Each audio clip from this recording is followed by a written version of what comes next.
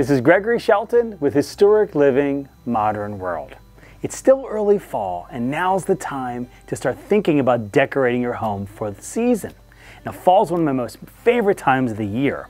So today I want to show you how to make a homemade wreath. You can easily buy one, but now's the time to learn how to make your own. Today I'm going to make a bittersweet wreath out of climbing vines that I've found on our farm.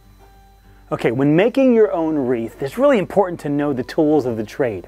So today what we're going to use are these things I have on my table. So I'm using a standard, probably 12 to 15 inch wire wreath form, okay? Pair of gloves, because again, you're going through wild vines and there could be stickers in them. You want to use a nice thin gauge wire to wrap around and to hold the greenery on the form. And then lastly, two types of cutting utensils. One is a kind of a greenery cutter, which again, this is important. And then lastly, you're going to need something to cut that wire. So little tin snips would be more than fine. Okay, bittersweet is really cool because again, what I want to talk about, it's a very strange, kind of a rare berry. And as you can tell, these are yellow here. So when you think of what you've seen online or in books, bittersweet's always red. Well, the beautiful part about this is the yellow part of this berry is actually a shell. So once it starts to kind of season and be a certain amount of time, this yellow shell will crack open, expose a beautiful red berry, almost like a holly.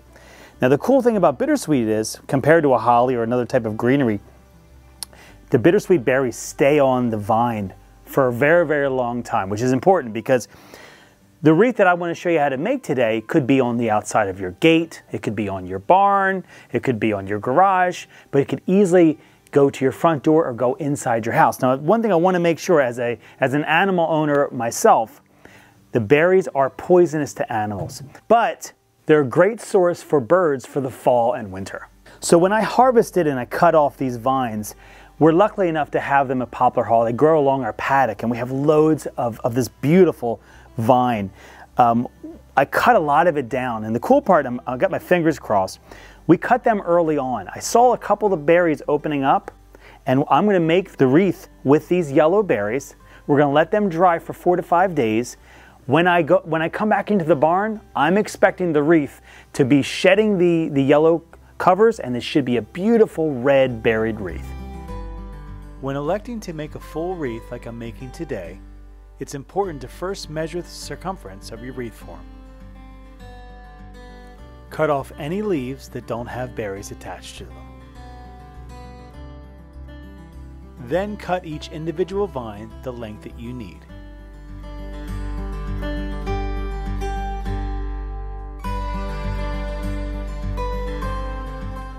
Stack your vines together and place them over your wreath form.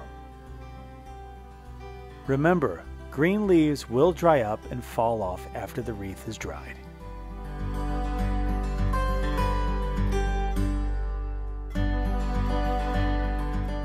When starting the wiring process, first select a spot and tie it securely to the wreath form.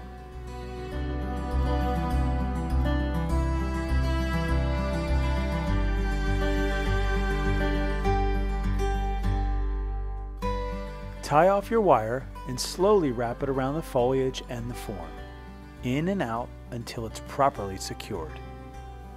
But remember, this is a rustic wreath, so it's okay to let some of the vines wander where they may.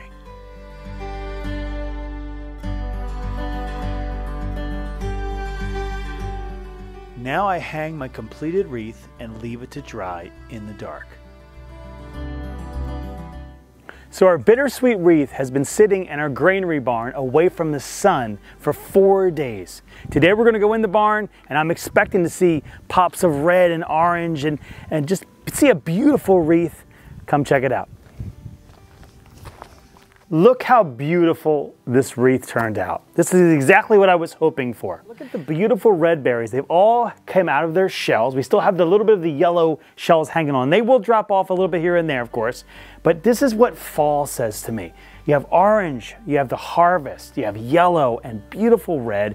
A beautiful red orange is really what this color is. But this is really what I look for in a wreath. It's thick. Now again, a lot of bittersweet wreaths that you'll see on the marketplace are a lot of thin, kind of vines that are just twined together, and it's really a minimalist look.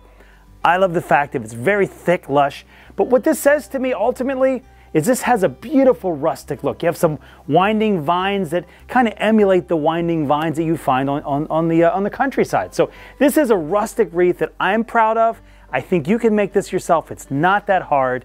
I know you can do it.